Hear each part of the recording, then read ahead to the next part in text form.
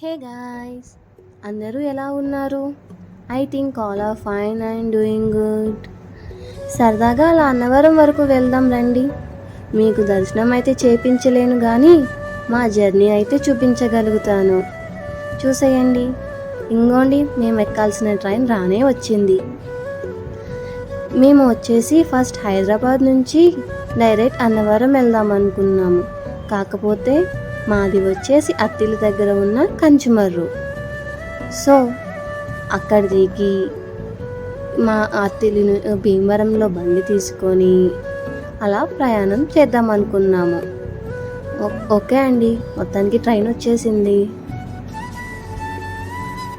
జనరల్గా మనకి బస్సు కానీ ట్రైన్ కానీ చూడంగానే కొంచెం టెన్షన్ అనేది వస్తుంది కదండి, ఎంత రిజర్వేషన్ తీసుకున్నా. అలాంటి టెన్షనే నాకు కూడా ఏమోలో ఉందండి కొంచెం.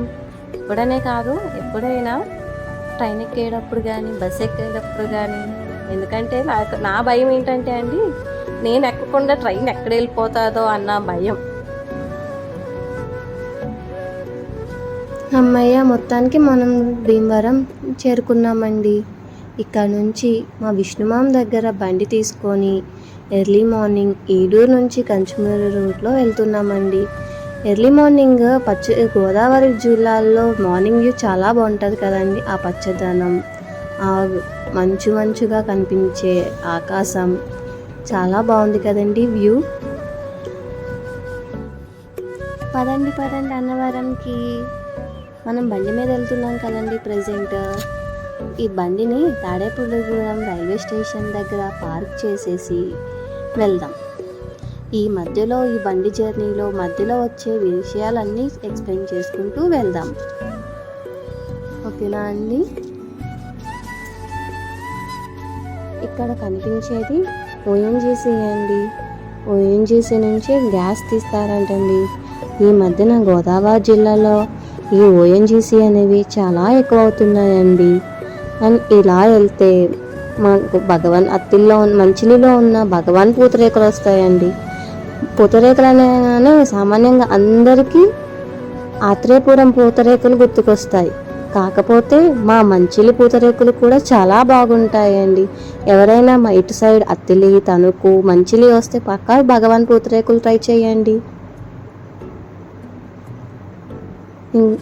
ఇంకా ఇలా వెళ్తూ ఉంటే మనకి ఈ రూట్లో బ్రహ్మానందం గారు బోధించిన కాలేజ్ కనిపిస్తుందండి. ఈ కాలేజ్ యొక్క ప్రత్యేకత అదే అండి. పద్మశ్రీ బ్రహ్మానందం గారు దీంట్లో పనిచేశారంటండి. లాస్ట్లీ మనము తాడేపల్లిగూడెం రీచ్ అయ్యాం. ఇక్కడ బండి పెట్టేసి మన ప్రయాణం అన్నవరంకి వెళ్దామండి. మనం అన్నవరంకి వెళ్ళాల్సిన ట్రైన్ వచ్చేసిందండి. ఈ ట్రైన్ కూడా ఎక్కేద్దాం పదండి. మొత్తానికి ఎక్కేసామండి అన్నవరం ట్రైన్ని. మన జర్నీ తాడేపల్లిగూడెం నుంచి అన్నవరానికి 2 గంటలు పట్టిందండి. దిగంగానే మనకి కొండపైకి వెళ్ళాల్సిన బస్సులు కూడా రెడీగా ఉన్నాయండి. పర్ పర్సన్ 20 రూపీస్ ఛార్జ్ చేస్తున్నారండి. మేమిద్దరం వెళ్ళాం కాబట్టి టోటల్ మాకు 40 రూపీస్ తీసుకున్నారండి ఇద్దరికి కలిపి. కొండపైన దిగిపోయాక చాలా హ్యాపీగా అనిపించిందండి. మొత్తానికి వచ్చేసాం మేము అని. అండ్ మాకు దర్శనం కూడా చాలా బాగా జరిగిందండి. దర్శనం అయిపోయాక అలా బయట తిరుగుతున్నామండి. మొత్తం చూస్తున్నాము చుట్టుపక్కల. చూస్తూ ఉండగా మాకు తిరుగుతూ ఉంటే మాకు స్వామివారి ఊరేగింపు కనిపించిందండి. అది చూడంగానే చాలా హ్యాపీ అనిపించింది. అలా తిరుగుదాం పదండి. మనం తిరుగుతూ ఉండేసరికి సన్ క్లాక్ కూడా కనిపించిందండి. పూర్వకాలంలో దీన్ని బేస్ చేసుకొని క్లాక్ ఈ టైంని చెప్పేవాళ్ళంట. కానీ మనకు అర్థం కాలేదండి. నాకైతే అర్థం కాలేదండి ఫస్ట్ ఇది చూడంగానే, ఎలా చెప్తారా ఏంటి అని. తర్వాత గూగుల్ సెర్చ్ చేసుకొని దాని ఇన్ఫర్మేషన్ గ్యాదర్ చేసుకొని అప్పుడు తెలిసిందండి ఎలా చూస్తారు ఏంటి అనేది. అలా ఇక్కడ మరికొన్ని ఫోటోలు కూడా దిగామండి. మనకు బేసిక్గా అన్నవరం అనగానే ఎవరికైనా గుర్తొచ్చేది అన్నవర ప్రసాదం. అది మిస్ అవుతామా? అస్సలు మిస్ అవ్వం కదా.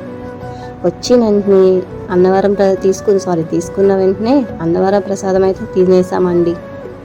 చాలా చాలా బాగుంది. మొత్తం ఆకు మొత్తం నాకేసామండి. తినడం కంప్లీట్ అయ్యాక return to Annavaram railway station. ఎలా అయితే మీకు ఫస్ట్ మనం వెళ్ళామో బస్లో, అలాగే అన్నవరం రైల్వే స్టేషన్కి వచ్చేసాం. తిరిగి ప్రయాణం అండి. మా జర్నీ అనేది ఎలా ఉందో కామెంట్ రూపంలో చెప్పండి. ఇంకా మరిన్ని వీడియోతో మీ ముందుకు వస్తాం. Please like, share and subscribe to Shri Muktinarayana blogs.